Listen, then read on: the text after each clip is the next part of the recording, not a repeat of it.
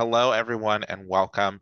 My name is Charles Gustine. I am brand evangelist at Kantata. I want to thank you for joining today's webinar titled Powering Performance Through Talent Engagement, Key Insights from SPI's 2023 Professional Services Talent Benchmark. I am really excited to be joined today by Dave Hofferberth, who is the Managing Director of Service Performance Insight, the man behind the benchmarks, one of which we'll be covering today. Really excited to have you. Thank you so much for joining us here today, Dave. Thank you. So I'll be handing over to Dave in just a few moments. But first, I wanted to set the scene a little bit, and then Dave is going to dive into all the great data that we're going to cover today from the talent benchmark. But first, what's going on in the industry, right? Why the focus on talent today? Obviously, talent is always a focus. But as powerful trends sort of reshape the professional services industry, we've been through a lot of shifts in the way that talent impacts, from the Great Resignation to where we are now, impacts the way that we do our work in professional services. Both talent demand, talent, issues securing and retaining talent, that's pretty volatile. Client demand is also more volatile than ever, right? Client needs are shifting rapidly. Clients insist on increasing pricing transparency. And the talent, that we rely on to make our clients successful is empowered to demand more than ever, and that hasn't really changed since the pandemic. And businesses need really proactive strategies that are going to help them secure and retain top talent and enable remote and asynchronous work that has become de rigueur, the norm in this new paradigm. And these demands, they're putting tremendous pressure on professional services organizations as these businesses are scaling at a time when new competitors are emerging every day, vying for those clients and that talent that is driving their success. And that's why we think it is so important to use the benchmarks that SPI develops as a barometer of change, and why we always invite SPI to join us to share some of their takeaways when a new report comes out. Before we get into the research from SPI, a little bit of research that we've conducted just to give, a set of foundation for why this is so important.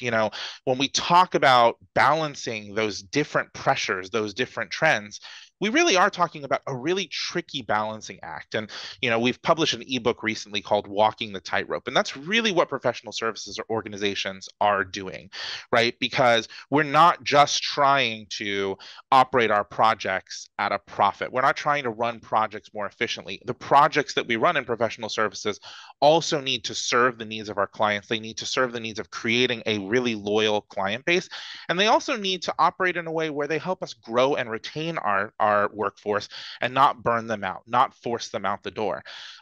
These are all priorities for professional services businesses. When we ran a study with Forrester Consulting last year around the need for vertical SaaS in the industry, right, these were critical priorities for businesses over the next year. They said, 87% said creating loyal clients was a higher critical priority. 85% said growing, retaining in their workforce was a high priority, and 85% said maximizing profit was at least high priority, which is all well and good, but those aren't always complementary goals, right? The more you tip the scales towards we have to be profitable, that sometimes, if you're not careful about it, can come at the expense of your workforce and your clients. And so, the whole goal is how do we not get blown off the tightrope? How do we continue to walk forward confidently while keeping in mind each of these goals in and of themselves is difficult, right? 53% of the professional services organizations we surveyed in that study said that they were really challenged by experiencing poor retention of clients. 53% experienced poor retention of employees, and 55% experienced lower than expected profits, right? These are destabilizing challenges that threaten to knock us off that tightrope. Today, we're going to focus, obviously, on this middle one, on what it takes to grow and retain that really specialized professional services workforce, those irreplaceable skilled people that characterize what we even can offer our clients. But as we'll see this, and Dave is going to cover this, we're not looking at that in isolation, right? Because all of these KPIs intermingle. And the fact is, the efficiency and profitability of our projects does have an impact on how good we are at growing and retaining our workforce, and vice versa. So these are completely interrelated ideas, and we need to find a way to optimize kind of all of them in sync. And that's the way that we sort of maintain that resilience that we need in fundamentally unpredictable times. So with that, I'm going to hand over to you, Dave, and you can kind of share with us what you're seeing from the folks who've participated in the talent benchmark. Okay, fantastic. All right, well, thank you. Thank Charles for the introduction. It's fascinating. Talent is always important in professional services, and I'll get into that today for all of you and hopefully answer the questions you have. First of all, if you don't know me or you don't know my firm, the firm I work for, Service Performance Insight, for the past 17 years, we've been helping professional services organizations with two key goals: improve productivity and improve profit. We do that through a lot of survey-based research. We're most famous for our annual survey, which I'm just about to finish collecting data for, the 17th annual Professional Services Maturity Benchmark. It's the industry standard, and right now over around 50,000 organizations use it for comparing themselves to, for planning, for development, for a lot of different reasons. So we've worked really hard over the past 17 years on that. And again, I'll publish the 17th annual benchmark here in about 3 months. So today we're going to talk about the talent benchmark that we just completed, discuss some of the trends and challenges we found as a result of it, and really look at your organization, look at the organizations that we surveyed. And then, of course, it always comes down to information. Again, all the KPIs, the interrelationship of the KPIs, it's difficult. It's not easy in a people-based business. So we'll get into that, and then hopefully I can answer some of the questions you have at the very end of this webinar today. So the first thing is organizations that don't know SPI. We started with something we call the Professional Services Maturity Benchmark. Every year we look at service firms, professional services firms, from IT and management consulting to embedded systems, organizations, architectures, engineers, agencies, and so forth. And we like to discuss that your organization consists of five what we call pillars or core functional areas. Leadership, that's your executive team. Those are the individuals that set the direction of your firm. The second is client relationships. That's the marketing and sales aspect of your organization, as well as partnering with third parties. Then there's talent, the central pillar. That's what we're going to talk about today. These are your people. Obviously, there are people in every organization, but in professional services, it's by far the most important asset compared to any other industry.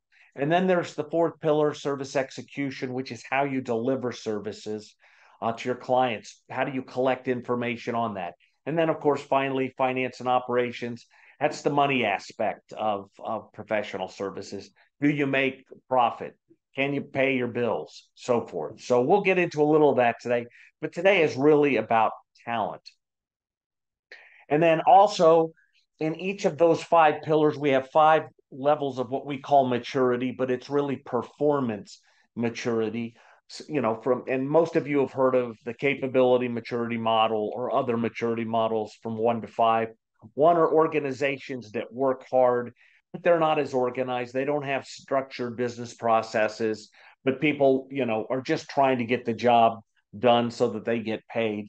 As they improve performance, as they build up more better processes, is that organizationally they build out the organization so that people know what they're expected to do and when they're expected to do it.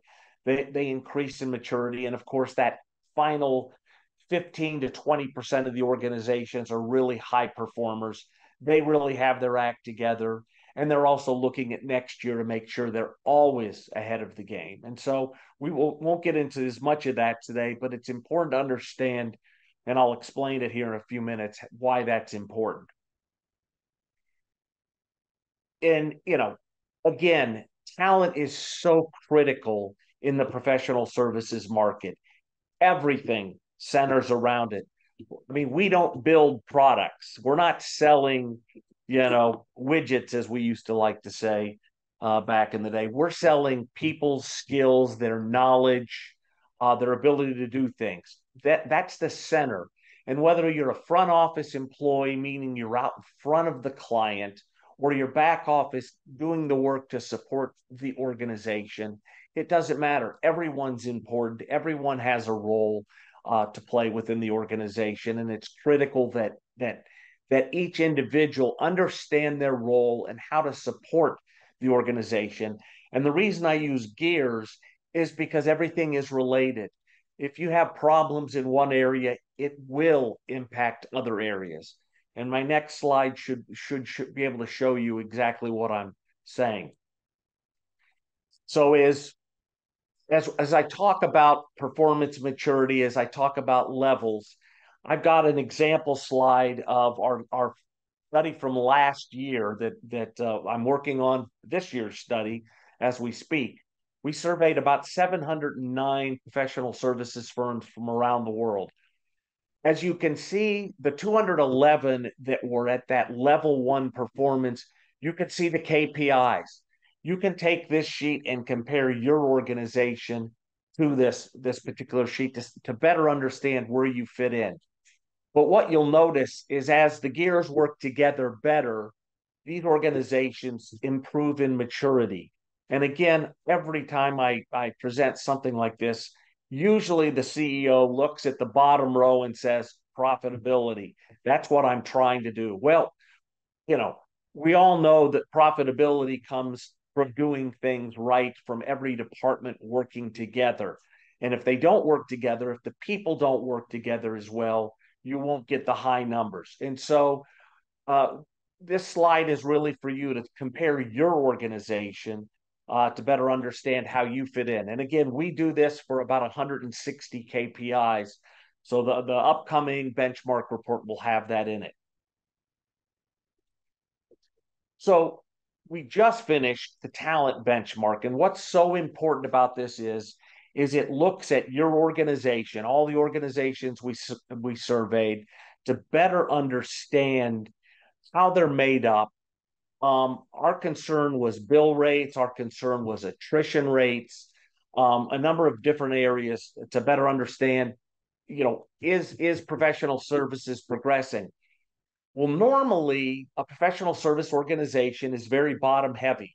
You have a management layer, they set direction, they hold hands with clients when needed. You then have a project management level. These are the people that are running all the projects. They may manage many at a time or just one at a time, depending on the significance of the project. Then you have business consultants, and a lot of firms, then, of course, especially in IT and management consultants, have a lot of technical consultants. Usually, this pyramid is exactly how your organization looks from a personnel standpoint. Well, when we finished the survey just again about a month and a half ago, 2 months ago, we noticed it's changed. So what's changed? Well, the organizations have a fewer executive or management levels. They're trying to get more bottom heavy. Project management is about the same as it's been. Again, this is the fifth study we've done over the past 15 years. But what was really interesting was we saw the move to a lot more business consultants, a higher percentage of the workforce in this year's study, and fewer technical consultants, which was interesting. There's no doubt we've gone through a period from COVID through the transition in IT, and we saw some layoffs about a year ago, and that probably has something to do with this. And now, of course, I've got to say the term AI just to make this a legitimate webinar. But we've seen this transition; it's starting to happen. We could see technical consulting rise as a result of AI, machine learning, and all of the things going with it. But there's no doubt the market is healthy. It's shifted, and I'll get into a couple numbers about this here soon. So again, something that I thought was interesting. Then we move on to the challenges. Again, what I was happiest to see in this particular study was the corona has kind of gone away. The virus is not as big of a problem today as it was. You can imagine 3 years ago this was our number one issue. This study divides everything into embedded service organizations, which are divisions of software and hardware companies, in particular, as opposed to PSOs, which are independent management consultants, IT consultants, because they do operate a little differently.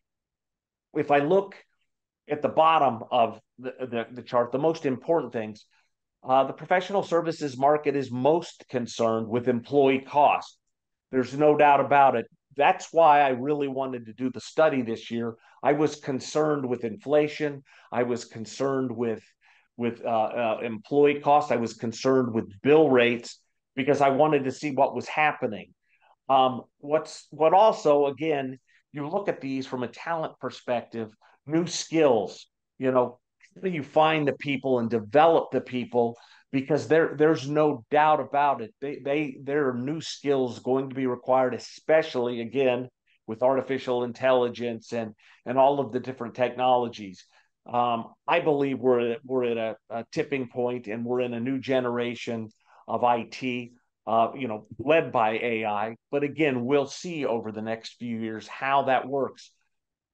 What I would like to say about it is that AI is interesting in the fact that professional service organizations will need it to better run their organizations, but they will also be advising on it and implementing it in their client organizations.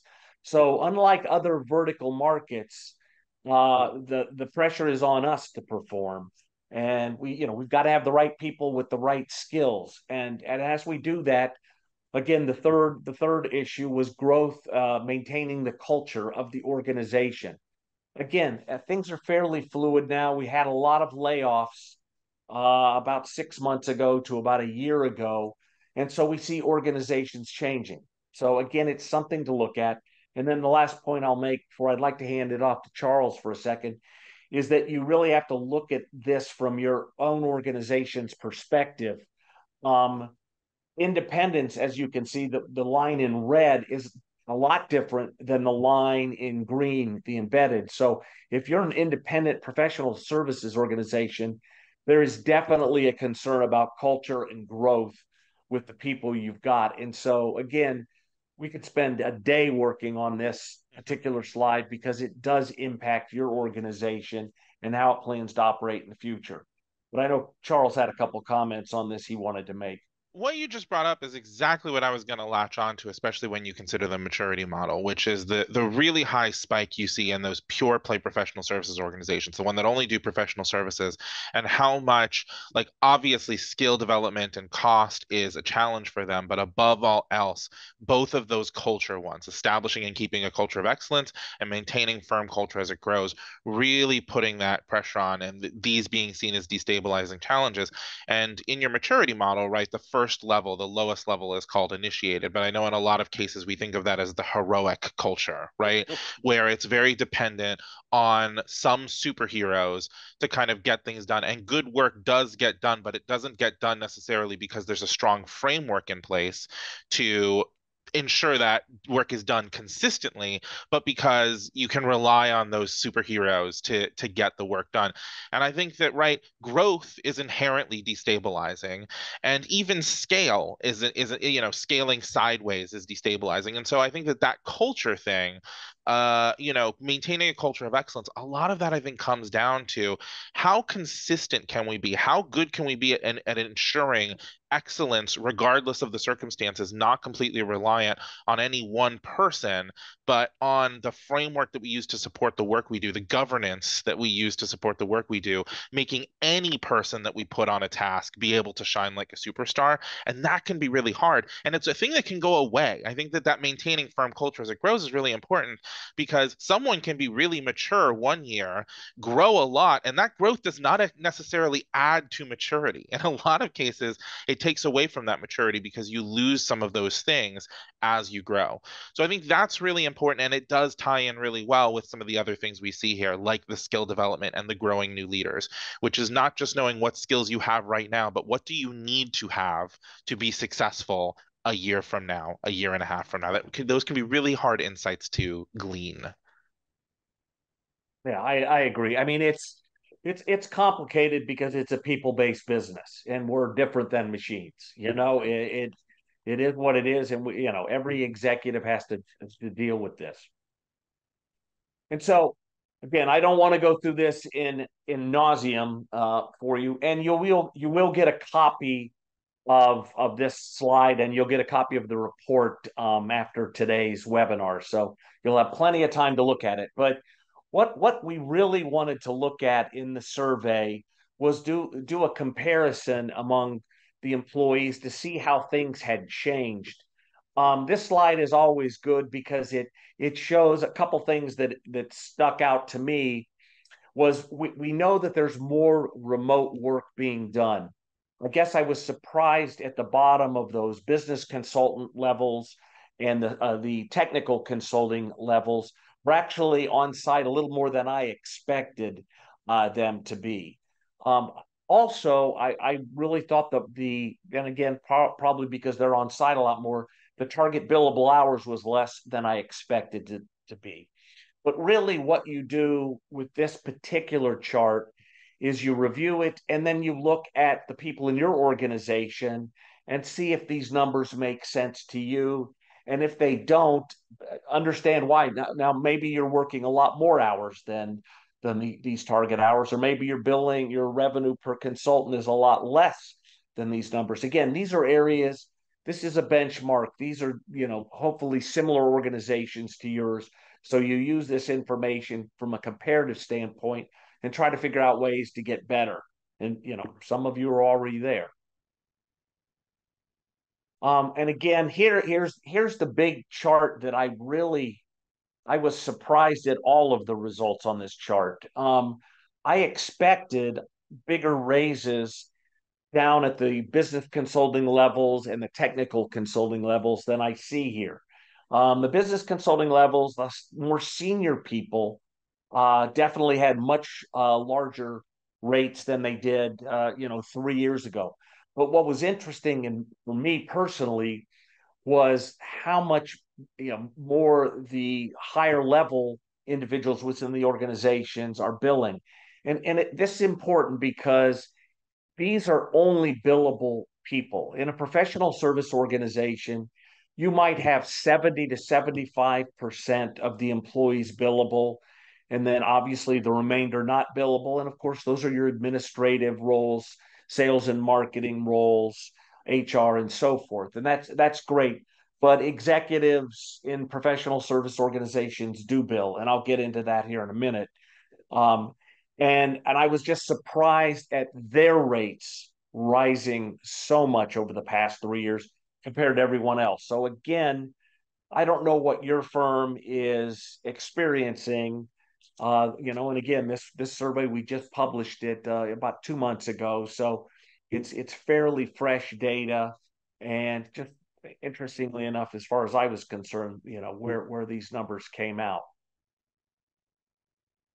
So taking a step back, because again, at the end of the day, you look at all these numbers, and they're great, they're comparative. But when I speak, a lot of the organizations I work with really want to know, okay, what do those level 4 and level 5 companies look like? What makes them unique? What makes them different? Why are they the same? And so I took some of the more important KPIs from that top 20% and the bottom 20% and compared them to get my own assess it the way I was looking at it. And what I thought was interesting here was, regardless of whether you're a great professional service organization or you're good but not necessarily great, you could see voluntary attrition is a problem for both. Okay, so if you're a great organization, you're going to lose people. I mean, we all know that. The point is to try to minimize that, and I'll talk about that here in another slide. What was also interesting, it takes about as long to find the new consultants between all of these organizations. But what I thought was interesting here was days for a new hire to become productive. That's important. So once you hire somebody, you want them out billing as quickly as possible. The organizations that are running efficiently and effectively have the tools, processes, and systems available to help educate their new employees on how to be a successful consultant in the firm. And so that was interesting. I think that most people latch on to the next KPI, employee billable utilization, because that's where the money's made. 9% is roughly 180 hours per consultant per year. That's a lot of money. The higher level firms run. So again, depending on what you're trying to accomplish, no matter what, you want people billing the maximum amount they should bill. So, and again, there's vacations and there's education and training time, there's administrative time. Every organization has that. Nobody bills every second of every day. But what you do want is your people not sitting on the bench doing nothing, quote, training when they're not really training. So again, if you look at this slide, it does show you how much better the great firms run than the others. And again, it's aspirational. Maybe your firm's running. You're one of those organizations that's running well. But I do want you to look at it to better understand how you can improve.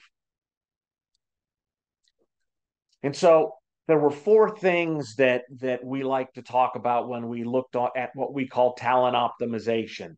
The first is managing non-billable headcount. Again, ideally you have, I would say, 75% of your organization billable. Bureaucracy tends to lead to KPIs or performance that is substandard. I'll demonstrate that. I've got 4 slides following this slide that will help demonstrate that. So again, I've worked with firms that have 50% of their organization billable, meaning 50% is not billable. They don't operate at a very high level. Second is minimizing recruiting and onboarding time. Again, recruiting's hard. You need to know who you're going after, the skills and so forth. But then once you get them, you need to understand how to train them as quickly as possible to begin work and start billing for your organization. Third is reducing attrition. Again, this is professional services. Knowledge walks out the door every day. You want them to walk back in the door tomorrow. And so the ways you keep organization, you keep people engaged, you keep them satisfied so that they continue to come back day after day is important. Training's a big part. Billing hours is an important part. Obviously, compensation is an important part. And then finally, maximizing revenue per consultant. If you're doing things well and your people are billing at high levels, so you've got high levels of utilization, like I showed in the last slide, you'll maximize the revenue per consultant. But it's an important KPI because also that money goes to pay the non-billable employees. And so it ideally you're looking at around 225,000, at least from what we see, um, dollars per consultant per year to bill. So these are aspirational, but organizations like yours, have to have those kind of numbers in mind so that you're running your organization the way you think you should. Charles, I'll go back to you on this because I know you liked some of the information here. Yeah, I wanted to quickly focus on reducing employee attrition because I know a lot of the data that you're about to cover focuses on the other three. But obviously reducing employee attrition, the stat we looked at the top, it's hard to retain these employees, right? And attrition is so damaging to a professional services organization, both from the perspective of the high cost of replacing these people and the cost of the business that isn't purely numerical, right? The cost of the projects, the cost of the clients. These people are hard to replace. And I do think that like when we're thinking about what it takes to keep employee turnover at a low and kind of build that moat that keeps our key people from kind of being washed out with the tide of the ebb and flow of what's the next great resignation look like. it does come down to that paradigm of, I think in a lot of cases it's easy to think of HR or line managers as kind of the bulwark against those trends, right? But the fact is, when we're talking especially about the professional services workforce, these are people who live their life in the field, right? Switching context between projects and project managers, and that context is probably the most important to whether they stay or go above anything that HR or line managers can do. And so that means when we're really thinking about employee attrition and employee retention, fundamentally, we need to make sure that the delivery mechanism, that medium is supportive of holding on to people. And that does come down to things like, burnout is not just a utilization number, right? Like it's not just, oh, they're 102%, they're burned out, right? Someone can have a low utilization and be burned out. How many projects are they on? How many clients are they taking care of? Are they taking their vacation? Is the work we're putting them on, do we how strong of a sense do we have that it is aligned with what they sense their career trajectory to be? Are we giving them the chance occasionally to put their hand up for roles, or do they just feel like a cog in the machine? Those are the kind of things that I think you really need to evaluate to understand, like, what trajectory are we on when it comes to really retaining our most valued assets, our people. Yeah, I'll get to that. I'm going to show 4 quick slides on each of these KPIs just to better understand.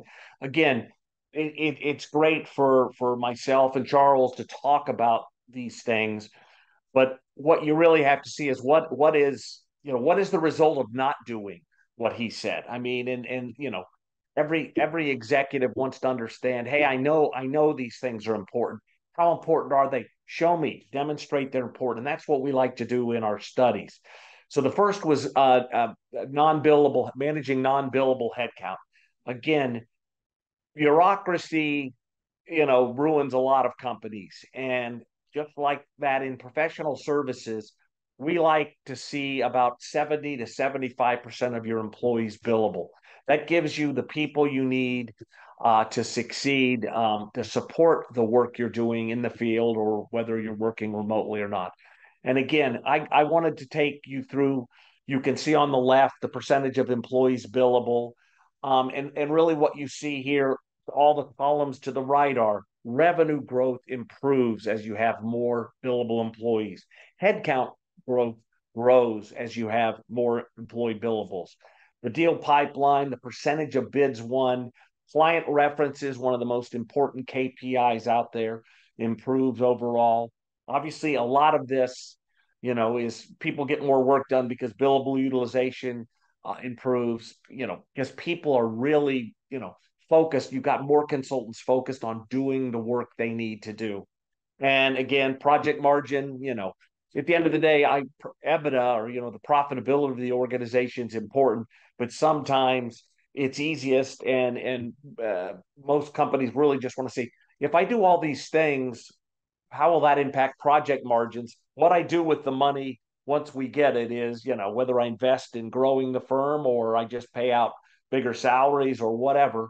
I mean, it's important, but project margin really tells you your success in professional services at the first thing. So you can see again, it's an important KPI.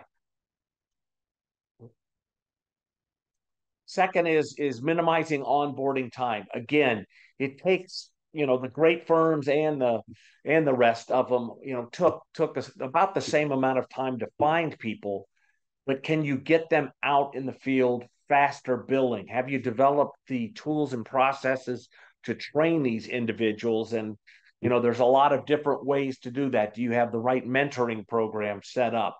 So you can see the organizations. And again, sometimes this comes down to the sophistication of the service you're offering. If you're an embedded service organization and you've got a complex product to deploy or support, it's going to take longer than, maybe another job that it's pure play consulting or something.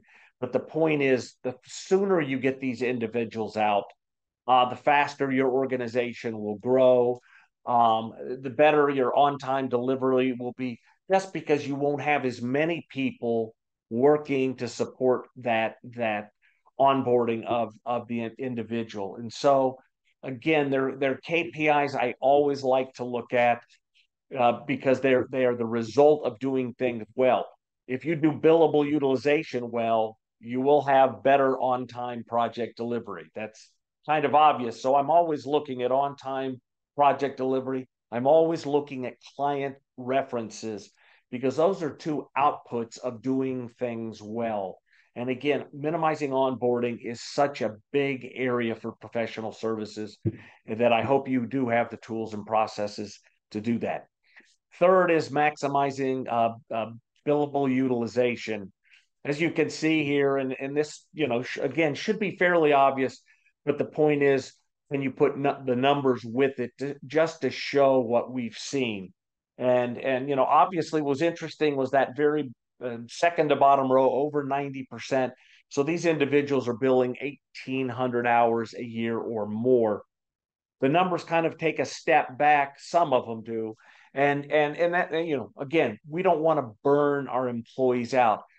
Charles said, if they're billing too many hours, they burn out. If they're not billing enough hours, they're bored. What's great about the professional services market is the people that go into it don't want to be bored. They want to work. They want to grow their skills. They want to grow their capabilities so that they can get the next job and the next job. It's a very aggressive market to be in. The people really have a career path in mind. And if they're not billing enough hours or they're billing too many, it interrupts that. So again, you hear about billable utilization being one of the most important KPIs. Well, here's the living proof. And again, at the end of the day, you want high project margins. That's an output of delivering projects on time, on budget, and so forth. So again, look at these numbers, compare your organization to them for going forward. And then finally, delivering work on time and on budget. I say this in basically every webinar or speech I give. I think this is one of the most important KPIs of all of them. I say that because your organization is trying to grow, your organization is trying to make money. That's generally what your executives are going to, discuss with everyone. But if you don't have happy clients and you don't have satisfied or happy employees, everything, it doesn't really matter. You won't succeed. And delivering work on time and on budget is the number one driver of client satisfaction that I can see, and I correlate a lot of data. Well, obviously, if your clients are happy, it makes the relationship with the consulting organization better too. And so the goal should always be to deliver, high quality, but deliver the work on time and on budget so that everyone, can take advantage of it. And again, the KPIs support this. And I want to discuss one here, the standardized delivery methodology, because I haven't discussed that yet. That's the consistency. That's how you do a project. You understand that this task is going to take between 2 and 4 hours to complete. And if it takes you one, did you do everything? If it takes you 12, what did you do wrong? What could be done better? And so structured, standardized delivery methodologies really help your organization plan better and make sure you meet on time, on budget, targets. So that's that. And then I'll do a quick exercise for you because this came out of the project, and I thought it was something that, again, this is with your people. So we looked at IT consultancies with over 30 people. As you can see, and this is actual data. They averaged about 174 employees at various levels. They had target hours in the next column, which gave you a total billable hours, multiplying people by hours. What was interesting then, we calculated target utilization. That's really target hours over 2,000 to get that number. And you could look at the very bottom row. This company delivered about 240,000 billable hours at a target utilization of about 70%. Not great, but not terrible either. We like 75%, but most organizations are between 70 and 75.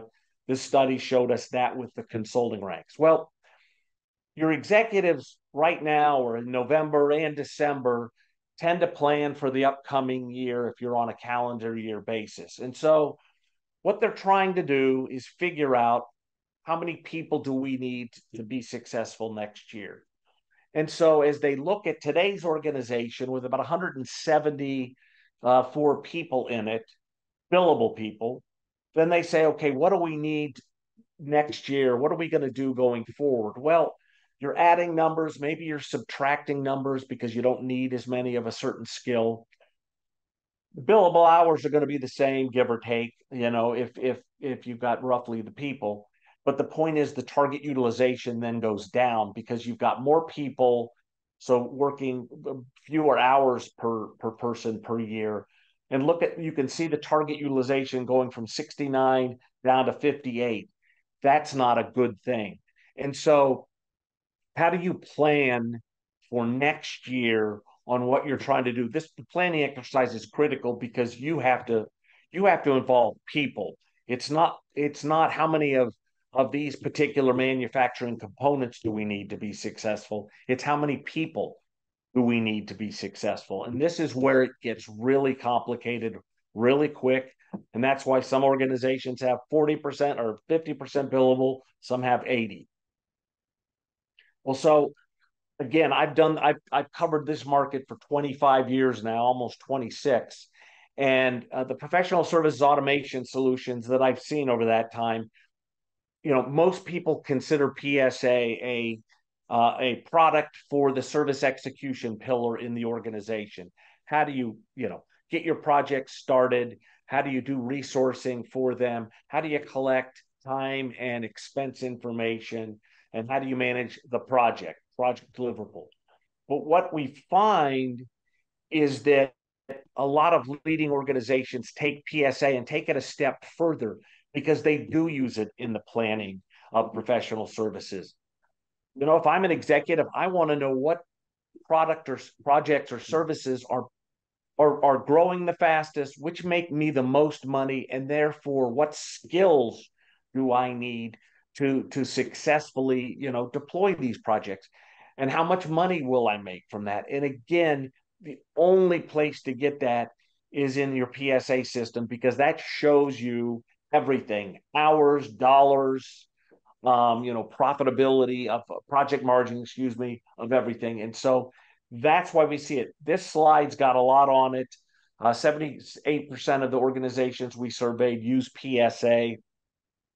And you just look down at the numbers from changes in revenue to billable utilization improvements to revenue per consultant, revenue per employee, and so forth.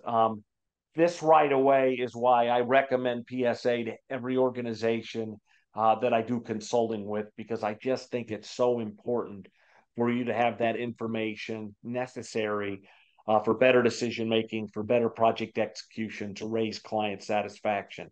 And with that, I'll quickly pass it to Charles so we don't run out of time. Yeah. So, I mean, obviously, as a supplier in this space, right? Kantata, working with the network of clients we have, we're seeing the results of this, right? And that is that, like, with what that table shows on the right, we're seeing this with our clients. These solutions, when they're connected into those pillars and they have the opportunity to drive that change, they really can kind of like reinvent the math of how a professional services operates. And I know when you did the PSA end user survey probably about a year and a half ago now, like the ROI that you calculated was one of those where you look at it and it's like it's too good to be true. But in a lot of cases it is true. What I'll say is, like, Dave, you talked about how long you've been covering the space. This space has been around for 20 some odd years now. And in that time, the notion of PSA has evolved, and no category that's been around for 20 years can be homogenous. And it certainly is not homogenous. And what you describe of, like, the leading firms are using tools like these to not just drive better service execution, but to really understand what they need to do coming up. I would say not necessarily every tool that lives within the PSA category specializes in that, right? There are different flavors of PSA, and PSA has sort of evolved from a real original financial performance focus into some of those other layers. One of those evolutions, I think, has been really latching on to the people centricity of professional services. And in some cases, where businesses have sort of transcended the original conception of PSA, it is that fundamental shift from going, well, our resources are something that we need to have in the solution because they are critical to how work gets done, to a shift into more so the work we do is a critical component of how we maintain our workforce and keep our best resources. And so, as you're looking at the potential of these solutions to transform what you're doing, right, keep an eye on those things and some of the things I mentioned earlier. Like, does this solution really help me understand what talent I'm going to need? Does it give the ability for resources to or the talent to raise their hand and volunteer for stuff and develop their skills? Or is it more of a kind of like transactional componentized, like you go on this assignment? That's even that has all of this transformational potential, but there's a lot of transformational potential on top of this that like Kantata, we're looking to unlock. We announced a few weeks ago the Kantata Pulse, which is going to be this micro survey tool that we're launching within the next few months, where it's really going to bring that experiential data around projects of like, wait, and this is what I mentioned earlier, through the medium of projects, right? What impact are our projects having on the sentiment of our clients and the internal teams that are working on these projects? Can we measure that? Can we do something about it? Can we measure it alongside the signals and KPIs we get about the profitability of our clients and balance it and stay on that tightrope? That's, I think, where the future of the space is. So I know you have one conclusion slide, kind of your recommendations, and then you're going to pass over to me, and I'll talk a little bit more about that as we head into the Q&A. So back over to you.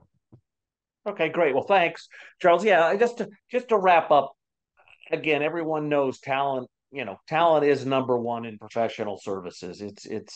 It's what executives worry about first and foremost. We've seen over the past year inflations, interest rates, and so forth, rising, which of course it shows an increase in the cost of your employees. Again, it wasn't as bad as I thought it would be at the business and technical consultant level, but it definitely was there, as well as, of course, at more senior levels within your organization. And so, the leading firms, and I'm fortunate enough, I get to talk to many of them, on a daily or weekly basis. They're always looking at ways to better leverage talent and make sure they keep the people. And again, as someone who's again covered PSA is longer than anybody, PSA does help these organizations. It's not just to successfully conduct services. You're using it for a variety of other reasons to run your business more efficiently and effectively. And if you do a good job there, you'll have happier clients, happier employees, you'll grow faster, and you'll make more money. And so the things that you can do to maximize those four areas will go a long way into the success of your organization. And with that, I will pass it back to Charles. So you can take over from here, Charles. Just to wrap up, before we get to Q&A, and thank you so much for the questions that are coming in. If you have any more, feel free to put those in the Q&A now. We'll get to those in just a moment. Right. Obviously, one of the takeaways from this, be sure to check out the full talent benchmark survey. You can find that at kantata.com/resources on the Kantata website. So much great information in there. And be on the lookout for the full professional services maturity benchmark, coming in around February. Just such great information from SPI. I wanted to also call out some other, great research on the power of purpose-built software, which is kind of what I was getting at with what I was mentioning before, of like really make sure that professional services has become such a sort of specialized industry and sector that it has gotten to that point where generic tools are not, horizontal tools are really not going to kind of cut it when it comes to serving the unique needs of the space. And that's where vertical SaaS emerges. And that need for really, truly purpose-built software comes in that from the ground up is kind of built specifically tailored to the needs of those core use cases that a business in that industry needs to successfully operate. And so these reports that I'm showing here all sort of speak to that. They're really good pieces of research that kind of can help professional services organizations like yours understand what are the predominant challenges that we're facing. I cited some research from this vertical SaaS report on the left at the top of this session. We have this other new report, the macro technology shift impacting the professional services industry, that we just put out a few weeks ago, that we did in partnership with S&P Global Market Intelligence. And I do want to call out, I want to thank Salesforce a bunch for sponsoring this webinar. A lot of what we're seeing here on the screen, Kantata actually partnered with Salesforce to co-commission these studies as well as we kind of go forward as partners into the market, really establishing what the value of software that's kind of purpose built for the professional services sector can do, especially when working kind of in a kind of best of breed mentality where you're bringing the best of Salesforce, the best of a solution like Kantata to bear. So for all of these insights, including the total economic impact of the Kantata Professional Services Cloud over there on the right, which I think can give you a real sense of what a solution like Kantata is ultimately doing for businesses, for actual clients, visit kantata.com/resources. So with that, let's get into questions. So the first one is kind of just a factual, like how things are arrived at in the benchmark surveys. One of the questions we got was, and I think this is around how the surveys kind of get the benchmark get at total billable hours. Why does the SPI report tend to use 2000 rather than 2080? Is one of the questions we got. Yeah, sure, Charles. And it just we wanted to make it easier for everyone. We assume everyone has 80 hours of sick time, personal time. Again, professional service, especially when you look at overseas, the numbers are all over the place. So what we ask the organizations participating is we try to use a 2,000-hour year to make it simple for everyone to complete the survey to understand, because a European firm may only have 1,700 hours a year. And let's face it, I don't know any consultants that only work 2,000 hours a year. It's more like 2,500. So again, it's just too hard to take every organization and bucket them a certain way. What we do in the survey, though, is we do ask hours by vacation, personal, business development, on-site, off-site. So about half the firms give us that data, and it goes between 1,600 and 2,400 hours a year. So we do have that. Next question. How important is the use of third-party resources in smoothing workers' billable hours? Yeah, I think it's very important. And we've done this. I'm working on the 17th annual study right now. But the prior 16 years, it has always been between 10 and 15% every year, regardless. And I think it's a great thing. We think that organizations perform better that way. You don't want to, again, we've said it before, you don't want to burn your employees out making them bill 2,000 hours a year, but you definitely don't want them sitting on the bench for 1,000 hours a year. And so the third party resources really can come in and help your organization in those peaks and valleys, or when you're not in peaks and valleys. So it's good to have them available. I guess the thing that I'd add to that, because this is something that we see, is like third party resources tend to be essential, right, to Mm-hmm. maintaining that balance, but it has to be done strategically, right? Because the version of it where third party resources are used as sort of like that last resort fail safe of like, well, we just don't have the resources. We need to fly in an emergency contractor. That tends to dilute margins, right? You tend to be bringing in a more expensive resource than you had planned to sell. You also are often, if you don't have true visibility into your global workforce, you are sometimes doing it that at the expense of someone who actually did have availability somewhere in the organization who's now sitting on the bench costing you money, and this contractor is costing you money. So it has to be done strategically. If done strategically, then it is the key to do balancing all the client demand, especially in areas where it doesn't necessarily make sense for you to maintain as many people with that skill in your full-time workforce. Yeah, I mean, you're exactly right. You hit it on the head with that.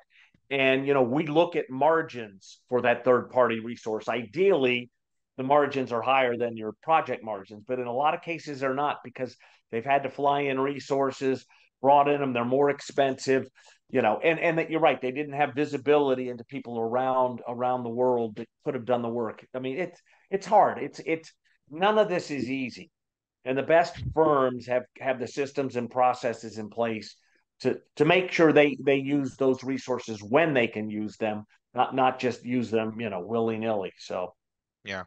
So the last question we'll probably have time for today.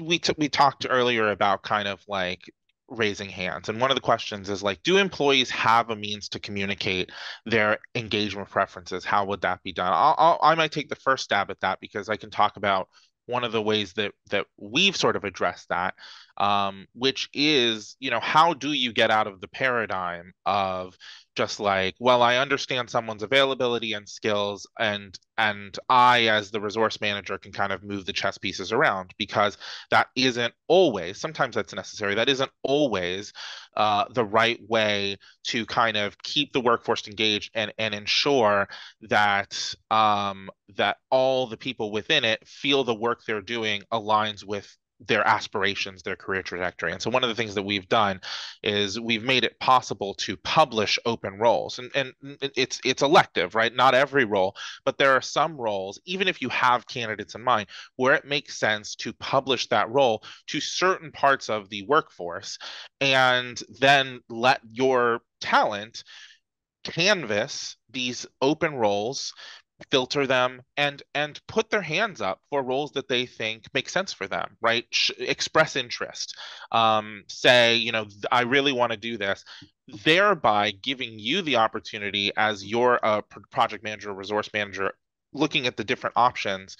We have a screen in Kantata that lets you compare different candidates, and you're comparing them across a number of valences. You're looking at what would the impact of putting this resource based on their cost rate be on the margin.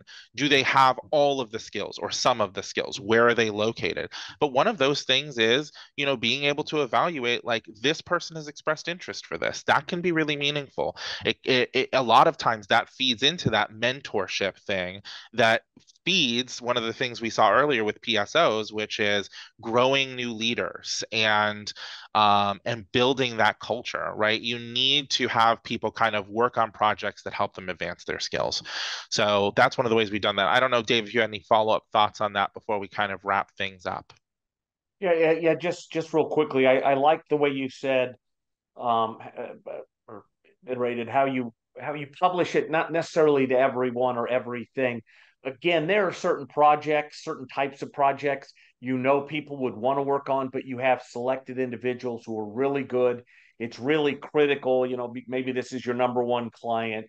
You want to make sure that you build the team the way you can, but anywhere where you can invite other people in, it gives them a feeling of better control over their career at your organization. So, with that, I'll pass it back to you. I know we're just about out of time, or we're out of time. Yep, we're just at the hour now, so I do want to thank everyone for attending. I want to thank Salesforce for sponsoring this webinar, and I really want to thank Dave, you so much for joining us and sharing all the insights from the talent benchmark.